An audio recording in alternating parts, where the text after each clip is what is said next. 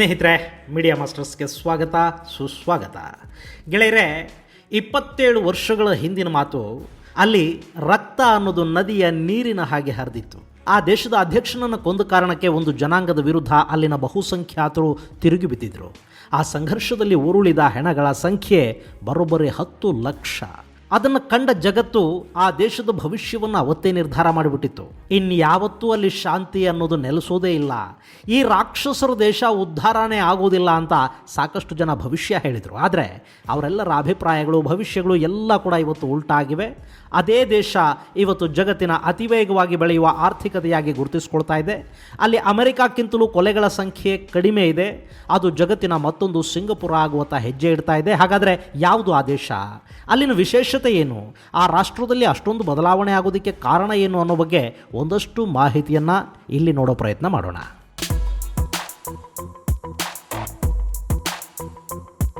ಸ್ನೇಹಿತರೆ, ಛಲ ಅನ್ನೋದೊಂದಿದ್ದರೆ ಕೊಳಚೆ ಪ್ರದೇಶದಲ್ಲಿ ಕೂಡ ಜಗತ್ತಿನ ಅತಿದೊಡ್ಡ ಆರ್ಥಿಕತೆಯನ್ನು ಕಟ್ಟಿ ಬೆಳೆಸಬಹುದು ಅನ್ನೋದನ್ನು ಸಿಂಗಪೂರ್ ಈಗಾಗಲೇ ಮಾಡಿ ತೋರಿಸಿದೆ.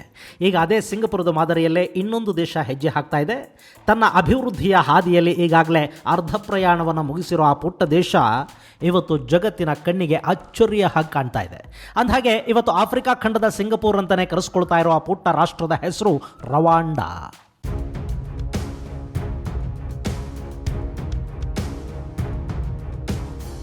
ರವಾಂಡಾ ಆಫ್ರಿಕಾ ಖಂಡದ 54 ದೇಶಗಳ ಪೈಕಿ ಒಂದು. ಅತಿ ಕಡಿಮೆ ಭೂಮಿಯನ್ನು ಹೊಂದಿರೋ ರವಾಂಡಾ ಸುಮಾರು 1,20,00,000 ಜನಸಂಖ್ಯೆಯನ್ನು ಹೊಂದಿದೆ. ಇದರಲ್ಲಿ 94% ಕ್ರಿಶ್ಚಿಯನ್ರಿದ್ದಾರೆ, 2.2% ಮುಸಲ್ಮಾನರಿದ್ದಾರೆ. ಇನ್ನು ರವಾಂಡಾದಲ್ಲಿ ಧರ್ಮಾತೀತರು ಅಂದರೆ ಯಾವ ಮತಧರ್ಮಗಳ ಜೊತೆಗೂ ಗುರುತಿಸಿಕೊಳ್ಳದ ಪಕ್ಕಾ ಸೆಕ್ಯುಲರ್ಗಳ ಸಂಖ್ಯೆ 3% ಜಗತ್ತಲ್ಲೇ ಅತಿ ಹೆಚ್ಚು ಮಹಿಳಾ ಜನಪ್ರತಿನಿಧಿಗಳನ್ನು ಹೊಂದಿರುವ ಸಂಸತ್ತಿರೋದು ರವಾಂಡಾದಲ್ಲೇ. ಕಿಯಾಲಿ ನಗರವನ್ನು ತನ್ನ ರಾಜಧಾನಿಯನ್ನಾಗಿ ಮಾಡಿಕೊಂಡಿರೋ Rwanda Democratic Republic of Congo, Tanzania, Uganda ಹಾಗೂ ಬರುಂಡಿಗಳ ಜೊತೆ ತನ್ನ ಗಡಿಯನ್ನು ಹಂಚಿಕೊಳ್ತಾ ಇದೆ. ಗ್ರೇಟ್ ಆಫ್ರಿಕನ್ ರಿಫ್ಟ್ ವ್ಯಾಲಿಯಲ್ಲಿ ಬರುವ ಈ ರವಾಂಡಾ ಒಂದು ಕಾಲದಲ್ಲಿ ಯುರೋಪಿಯನ್ ಶಕ್ತಿಗಳ ಅಟ್ಟಹಾಸಕ್ಕೆ ಸಾಕ್ಷಿಯಾಗಿತ್ತು.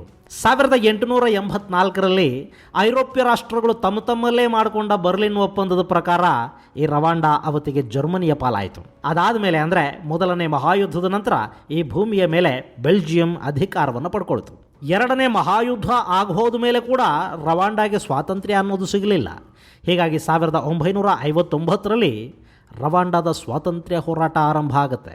ಮುಂದೆ ಅದು ಅಲ್ಲಿನ 2 ಜನಾಂಗಗಳಾದ ತುಟ್ಸಿ ಹಾಗೂ ಹುಟು ಜನಾಂಗದ ಮಧ್ಯೆ ಒಂದು ಸಂಘರ್ಷಕ್ಕೆ ಕಾರಣ ಕೂಡ ಆಗುತ್ತೆ. ಅಲ್ಲಿ ಹುಟು ಜನಾಂಗ ಹೆಚ್ಚಿದ್ದ ಕಾರಣ ತುಟ್ಸಿಗಳನ್ನು ದಾರುಣವಾಗಿ ಹತ್ಯೆ ಮಾಡಲಾಯಿತು.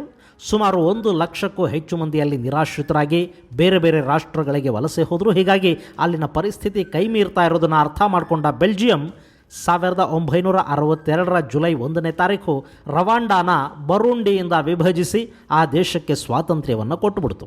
ಅಲ್ಲಿಂದ ರವಾಂಡಾ ಒಂದು ಪ್ರತ್ಯೇಕ ಸ್ವತಂತ್ರ ದೇಶದ ಸ್ಥಾನಮಾನವನ್ನು ಪಡ್ಕೊಳ್ತು. ಹೀಗೆ ಸ್ವಾತಂತ್ರ್ಯ ಸಿಕ್ಕ ಮೇಲೆ ಅಲ್ಲಿ ಎಲ್ಲ ಸರಿ ಹೋಯ್ತಾ? ಖಂಡಿತ ಇಲ್ಲ. ಸ್ವಾತಂತ್ರ್ಯ ಬಂತು, ಇನ್ನೇನು ಎಲ್ಲ ಸರಿ ಹೋಗ್ತಿದೆ ಅನ್ನುವಾಗಲೇ ಮತ್ತಲ್ಲಿ 2 ಜನಾಂಗಗಳ ನಡುವಿನ ಸಂಘರ್ಷ ತಾರಕಕ್ಕೇರ್ತು. ದೇಶ, ಖಂಡ, ಜನ, ಬುದ್ಧಿವಂತರು, ದಡ್ರು ಯಾರೇ ಆಗಿರಲಿ, ಮನುಷ್ಯನ ಮೂಲ ಗುಣ ಏನು ಅಂದರೆ ಅವನು ಬೇರೆ ಮನುಷ್ಯರ ಜೊತೆ ಹೊಂದಾಣಿಕೆ ಮಾಡ್ಕೊಳ್ಳೋದಿಲ್ಲ. ಅಲ್ಲಿ ಜನಾಂಗ, ಜಾತಿ, ಧರ್ಮ, ಬಣ್ಣ ಯಾವುದೋ ಒಂದು ವಿಷಯದಲ್ಲಿ ಸಂಘರ್ಷ ಅನ್ನೋದು ಇರಲೇಬೇಕು. ಒಂದೊಂದು ದೇಶದಲ್ಲಿ ಒಂದೊಂದು ಥರ ಇರುತ್ತೆ. ಆಫ್ರಿಕಾದಲ್ಲಿ ಬುಡಕಟ್ಟು ಜನಾಂಗಗಳ ನಡುವೆ ಸಂಘರ್ಷ ಇದೆ. ಹಾಗೆಯೇ ಗ್ರೇಟ್ ಆಫ್ರಿಕನ್ ಲೇಕ್ ರೀಜನ್ನಲ್ಲಿ 2 ಪ್ರಮುಖ ಜನಾಂಗಗಳಾದ ಹುಟು ಮತ್ತು ತುಟ್ಸಿ ಜನಾಂಗಗಳ ನಡುವೆ ಸಂಘರ್ಷ ಆರಂಭ ಆಯಿತು. ಅಲ್ಲಿ ಮತ್ತೆ ತುಟ್ಸಿ ಜನಾಂಗದ ಮಾರಣ ಹೋಮ ನಡೀತು. ಹೀಗೆ 11 ವರ್ಷಗಳು ಕಳೆದು ಹೋದವು. 1973ರ ಹೊತ್ತಿಗೆ ರವಾಂಡಾದಲ್ಲಿ ಕ್ಷಿಪ್ರ ಕ್ರಾಂತಿಯಾಗಿ ಅಲ್ಲಿನ ಸೇನಾಧಿಕಾರಿ ಜುವೆನಲ್ ಹಬ್ಯಾರಿಮಾನ ರವಾಂಡಾದ ಅಧಿಕಾರವನ್ನು ತನ್ನ ಕೈಗೆ ತಗೊಂಡ. ಹಾಗಿದ್ರೂ ಕೂಡ ಅಲ್ಲಿನ ಅಧಿಕಾರ ಹುಟು ಜನಾಂಗದ ಕೈಯಲ್ಲೇ ಇತ್ತು. ಸರ್ಕಾರ ಹುಟು ಜನಾಂಗದ ಪರಾನೇ ಇತ್ತು. ಅಲ್ಲಿ ದಶಕಗಳು ಕಳೆದ ಹಾಗೆ ಜನಸಂಖ್ಯೆ ಹೆಚ್ಚಾಗ್ತಾ ಹೋಯಿತು. 1990ರ ಹೊತ್ತಿಗೆ ಅಲ್ಲಿನ ಜನಸಂಖ್ಯೆ 7 ಮಿಲಿಯನ್ಗೆ ಏರಿತು. ಹೀಗಾಗಿ ಅಲ್ಲಿನ ಭೂಮಿಗಾಗಿ ಕಿತ್ತಾಟ ಆರಂಭ ಆಯಿತು. ಇದೇ ವೇಳೆ ತುಟ್ಸಿಗಳು ಒಟ್ಟುಗೂಡಿ ತಮ್ಮ ಹಕ್ಕುಗಳಿಗಾಗಿ ಹೋರಾಟವನ್ನು ಶುರು ಮಾಡಿದರು. ಸುಮಾರು 5 ಲಕ್ಷ ಇದ್ದ ಜನ ರವಾಂಡನ್ ಪ್ಯಾಟ್ರಿಯಾಟಿಕ್ ಫ್ರಂಟ್ ಅನ್ನೋ ಸಂಘಟನೆಯ ಮೂಲಕ ತಮ್ಮ ಹೋರಾಟವನ್ನು ಆರಂಭ ಮಾಡಿದರು. ಅದು ಮುಂದೆ ನಾಗರಿಕ ದಂಗೆಯ ರೂಪವನ್ನು ಪಡ್ಕೊಳ್ತು. ಈ ಸಂಘಟನೆಯಲ್ಲಿ ಲಿಬರಲ್ ಆಗಿದ್ದ ಹುಟು ಜನಾಂಗದ ಕೆಲ ಸದಸ್ಯರು ಕೂಡ ಸೇರಿಕೊಂಡ್ರು. ಹೀಗಾಗಿ ಅಲ್ಲಿ ಹೋರಾಟ ತೀವ್ರ ಸ್ವರೂಪವನ್ನು ಪಡ್ಕೊಳ್ತಾ ಹೋಯಿತು. ಹೀಗಿರುವಾಗಲೇ 1990 ಏಪ್ರಿಲ್ 6ನೇ ತಾರೀಕು ರವಾಂಡಾದ ಅಧ್ಯಕ್ಷ ಪ್ರಯಾಣ ಮಾಡ್ತಿದ್ದ ವಿಮಾನವನ್ನು ತುಟ್ಸಿಗಳು ಹೊಡೆದು ಹಾಕ್ತಾರೆ. ಅದು ಅಲ್ಲಿ ಮತ್ತೊಂದು ಮಾರಣ ಹೋಮಕ್ಕೆ ಕಾರಣವಾಗುತ್ತೆ. ಅಧ್ಯಕ್ಷರ ಹತ್ಯೆಗೆ ಪ್ರತೀಕಾರವಾಗಿ ಕೇವಲ 3 ತಿಂಗಳಲ್ಲಿ ಸುಮಾರು 1 ಮಿಲಿಯನ್ ಅಂದರೆ 10 ಲಕ್ಷ ಜನರನ್ನು ಹುಟುಗಳು ಕೊಂದು ಹಾಕ್ತಾರೆ. ಈ 10 ಲಕ್ಷದಲ್ಲಿ ಕೇವಲ ತುಟ್ಸಿಗಳಷ್ಟೇ ಇರಲಿಲ್ಲ, ಮಾಡರೇಟ್ ಹುಟುಗಳು ಅಂದರೆ ತುಟ್ಸುಗಳ ಪರ ಮಾತಾಡ್ತಾ ಇದ್ದ ಹುಟುಗಳನ್ನು ಕೂಡ ಅಲ್ಲಿ ಕೊಂದು ಹಾಕಲಾಯಿತು. ಹೀಗೆ 1990 ಹೊತ್ತಲ್ಲಿ ನಡೆದ ರುವಾಂಡಾದ ನಾಗರಿಕ ದಂಗೆ ಇಡೀ ವಿಶ್ವವನ್ನು ಬೆಚ್ಚಿ ಬೀಳಿಸಿತು. ಇಷ್ಟೆಲ್ಲ ಆದರೂ ಕೂಡ ಅಲ್ಲಿ ತುಟ್ಸಿಗಳು ಹಾಗೂ ಲಿಬರಲ್ ಹುಟುಗಳು ಸೇರಿ ಕಟ್ಟಿದ್ದ ರವಾಂಡನ್ ಪ್ಯಾಟ್ರಿಯಾಟಿಕ್ ಫ್ರಂಟ್ ಕಡೆಗೂ ರವಾಂಡಾದ ಮೇಲೆ ಅಧಿಕಾರವನ್ನು ಸ್ಥಾಪಿಸೋದ್ರಲ್ಲಿ ಯಶಸ್ವಿಯಾಯಿತು. ಹೀಗಾಗಿ ಅಲ್ಲಿ ಸಮಸ್ಯೆ ಮತ್ತೆ ಮರುಕಳಿಸಬಾರದು ಅನ್ನೋ ಕಾರಣಕ್ಕೆ ವಿಶ್ವಸಂಸ್ಥೆ ಅಲ್ಲಿ ಪೀಸ್ ಕೀಪಿಂಗ್ ಫೋರ್ಸನ್ನು ನಿಯೋಜನೆ ಮಾಡಿತು. ಈಗ ರವಾಂಡಾದಲ್ಲಿ ಅಧಿಕಾರ ನಡೆಸ್ತಾ ಇರೋದು ಇದೇ ರವಾಂಡನ್ ಪ್ಯಾಟ್ರಿಯಾಟಿಕ್ ಫ್ರಂಟ್.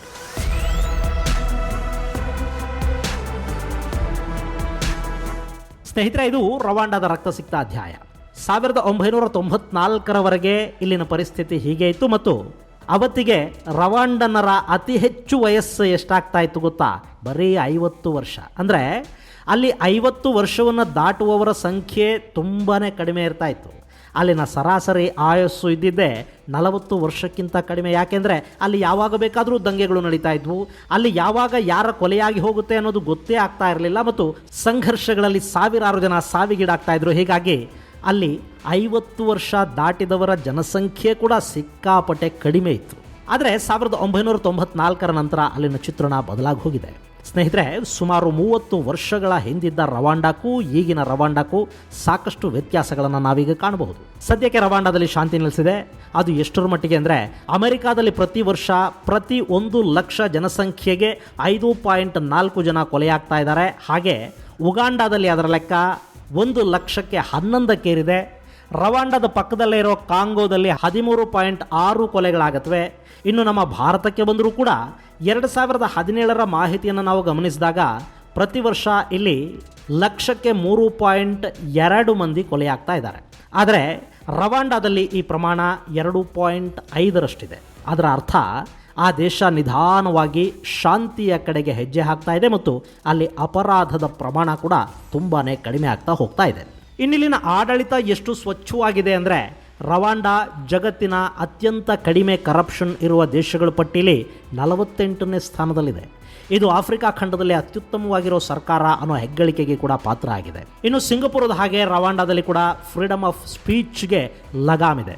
ಅಂದರೆ ವಾಕ್ ಸ್ವಾತಂತ್ರ್ಯ ಅಂತ ನಾವು ಕರಿತೀವಲ್ಲ, ಯಾರು ಏನು ಬೇಕಾದರೂ ಮಾತಾಡಿಬಿಡಬಹುದು, ಸೋಷಿಯಲ್ ಮೀಡಿಯಾಗಳಲ್ಲಿ ಏನು ಬೇಕಾದರೂ ಹಂಚ್ಕೋಬಹುದು, ನಮ್ಮ ಮಾಧ್ಯಮಗಳು ಏನನ್ನು ಬೇಕಾದರೂ ಪ್ರಸಾರ ಮಾಡಬಹುದು, ಯಾರ ವಿರುದ್ಧ ಯಾರು ಬೇಕಾದರೂ ಏನು ಬೇಕಾದರೂ ಹೇಳಿಕೆಗಳನ್ನು ಕೊಡಬಹುದು ಮತ್ತು ಅವುಗಳನ್ನು ಮಾಧ್ಯಮಗಳು ಪಬ್ಲಿಷ್ ಮಾಡಬಹುದು, ಟೆಲಿಕಾಸ್ಟ್ ಮಾಡಬಹುದು ಅನ್ನೋ ಥರದ ವಾಕ್ ಸ್ವಾತಂತ್ರ್ಯ, ಫ್ರೀಡಮ್ ಆಫ್ ಸ್ಪೀಚ್ ಇದೆಯಲ್ಲ, ಅದಕ್ಕೆ ರವಾಂಡಾದಲ್ಲಿ ಲಗಾಮಿದೆ. ಅಲ್ಲಿನ ಮಾಧ್ಯಮಗಳು, ಪತ್ರಿಕೆಗಳು, ಟಿವಿಗಳು, ಸೋಷಿಯಲ್ ಮೀಡಿಯಾಗಳು ಇವ್ಯಾವೂ ಕೂಡ ಏನಂದರೆ ಅದನ್ನೇ ಹೇಳೋ ಹಾಗಿಲ್ಲ. ಒಂದು ವೇಳೆ ಮಾಧ್ಯಮಗಳು ಕೊಡೋ ಸುದ್ದಿಗಳಿಗೆ ದಾಖಲೆಗಳನ್ನು ಸರ್ಕಾರ ಕೇಳಿದರೆ ಅವರು ಆ ದಾಖಲೆಗಳನ್ನು ತಕ್ಷಣ ಒದಗಿಸಿಕೊಡಬೇಕಾಗತ್ತೆ. ಹಾಗಾಗಿ ಅಲ್ಲಿನ ರಾಜಕೀಯ, ಸಾಮಾಜಿಕ ಪರಿಸ್ಥಿತಿಗಳು ಸಾಕಷ್ಟು ಹತೋಟಿಯಲ್ಲಿವೆ ಮತ್ತು ಸರ್ಕಾರ ಕೂಡ ಸುಭದ್ರವಾಗಿದೆ. ಈಗ ಅಧ್ಯಕ್ಷರಾಗಿರುವ ಪೌಲ್ ಕಗ್ಮೆ ಮೊದಲ ಬಾರಿಗೆ ಅಧ್ಯಕ್ಷರಾಗಿ 2003ರಲ್ಲಿ ಆಯ್ಕೆಯಾದರು. ಆನಂತರ 2010ರಲ್ಲಿ ಮರು ಆಯ್ಕೆಯಾದ ಕಗ್ಮೆ 2012ರಲ್ಲಿ ಆ ದೇಶದ 98.9% ಮತಗಳನ್ನು ಪಡೆಯೋದ್ರ ಮೂಲಕ ಭರ್ಜರಿ ಗೆಲುವನ್ನು ದಾಖಲಿಸಿದರು ಮತ್ತು ಆ ಭಾರೀ ಗೆಲುವು ಕಗ್ಮೆಯ ಕನಸುಗಳನ್ನು ನನಸು ಮಾಡೋದರಲ್ಲಿ ಸಹಾಯಕವಾಗಿ ನಿಂತಿದೆ.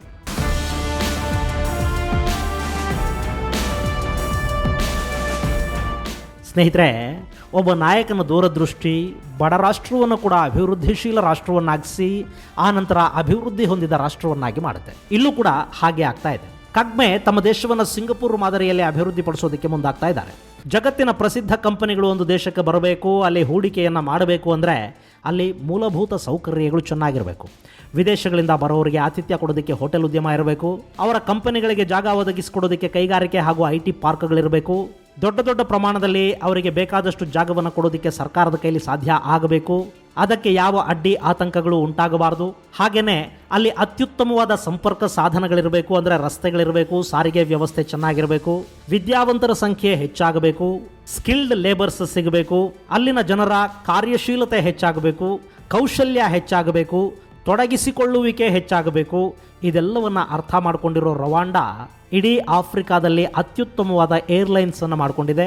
ಕಿಯಾಲಿಯಿಂದ ಲಂಡನ್, ಮುಂಬೈ, ನ್ಯೂಯಾರ್ಕ್, ಹಾಂಗ್ಕಾಂಗ್ ಸೇರಿದ ಹಾಗೆ ಜಗತ್ತಿನ ನಾನಾ ಭಾಗಗಳಿಗೆ ಅತ್ಯುತ್ತಮವಾದ ವಿಮಾನಗಳನ್ನು ಅವರು ರನ್ ಮಾಡ್ತಾ ಇದ್ದಾರೆ. ರವಾಂಡನ್ ಏರ್ಲೈನ್ಸ್ ಅನ್ನೋದು ಆಫ್ರಿಕಾದಲ್ಲೇ ಅತ್ಯುತ್ತಮ ಏರ್ಲೈನ್ಸ್ ಅನ್ನೋ ಹೆಗ್ಗಳಿಕೆಗೆ ಪಾತ್ರವಾಗಿದೆ.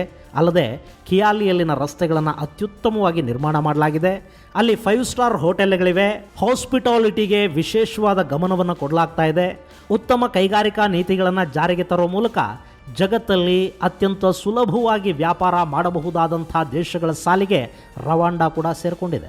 2017ರಲ್ಲಿ ವಿಶ್ವ ಬ್ಯಾಂಕ್ ಪ್ರಕಟಿಸಿದ ಈಸಿ ಡೂಯಿಂಗ್ ಬಿಸ್ನೆಸ್ ದೇಶಗಳ ಸಾಲಲ್ಲಿ ರವಾಂಡ 29ನೇ ಸ್ಥಾನವನ್ನು ಪಡ್ಕೊಂಡಿತ್ತು.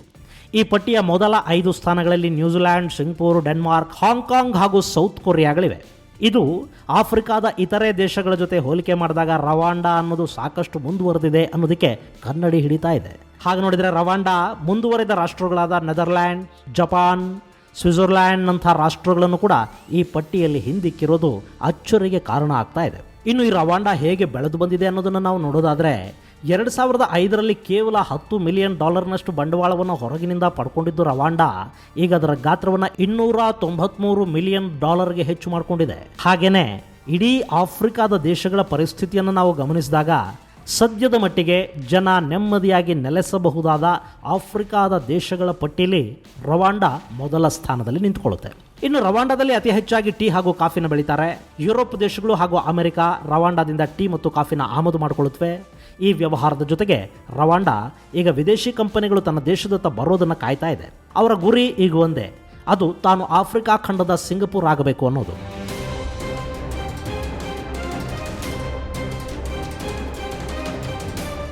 ಇನ್ನು ಇಲ್ಲಿ ಕೂಡ ಒಂದು ಆತಂಕಕಾರಿ ಅಂಶ ಅಂದರೆ ರವಾಂಡಕ್ಕೆ ಚೀನೀಯರು ಕಾಲಿಡ್ತಾ ಇದ್ದಾರೆ. ರವಾಂಡ ಸರ್ಕಾರ ಚೀನಾ ಜೊತೆಗೆ ಸಾಕಷ್ಟು ಒಪ್ಪಂದಗಳನ್ನು ಮಾಡಿಕೊಂಡಿದೆ. ಇಲ್ಲಿ ಒಪ್ಪಂದಗಳು ಏನೇ ಆದರೂ ರವಾಂಡ ಚೀನಾದ ಡೆಬಿಟ್ ಟ್ರ್ಯಾಪ್ಗೆ ಬೀಳದೇ ಇದ್ದರೆ ಖಂಡಿತ ಅವ್ರು ಅಂದ್ಕೊಂಡಿರೋದನ್ನು ಸಾಧಿಸೋದಕ್ಕೆ ಸಾಧ್ಯ ಆಗುತ್ತೆ. ಒಂದು ವೇಳೆ ಇವರೇನಾದರೂ ಚೀನಾದಿಂದ ಸಾಲ ತಗೊಂಡು ಆ ಸಾಲದ ಸುಳಿಗೆ ಸಿಕ್ಕಾಕೊಂಡು ಬಿಟ್ರು ಅಂದರೆ ಮುಂದೆ ಇವರನ್ನು ಯಾರೂ ಕೂಡ ಕಾಪಾಡೋದು ಕಷ್ಟ ಆಗುತ್ತೆ. ಗೆಳೆಯರೆ, ಇದು ರವಾಂಡ ಅನ್ನೋ ಪುಟ್ಟ ರಾಷ್ಟ್ರ ತನ್ನ ಒಡಲಲ್ಲಿನ ತೊಡಕುಗಳನ್ನು ಮೀರಿ ಬೆಳೆದು ನಿಂತಿರೋ ಪರಿ. ಮುಂದಿನ ಸಂಚಿಕೆಯಲ್ಲಿ ಮತ್ತೊಂದು ವಿಶೇಷ ಜೊತೆಗೆ ಮತ್ತೆ ಭೇಟಿಯಾಗೋಣ. ಅಲ್ಲಿವರೆಗೆ ಜೈ ಹಿಂದ್, ಜೈ ಕರ್ನಾಟಕ.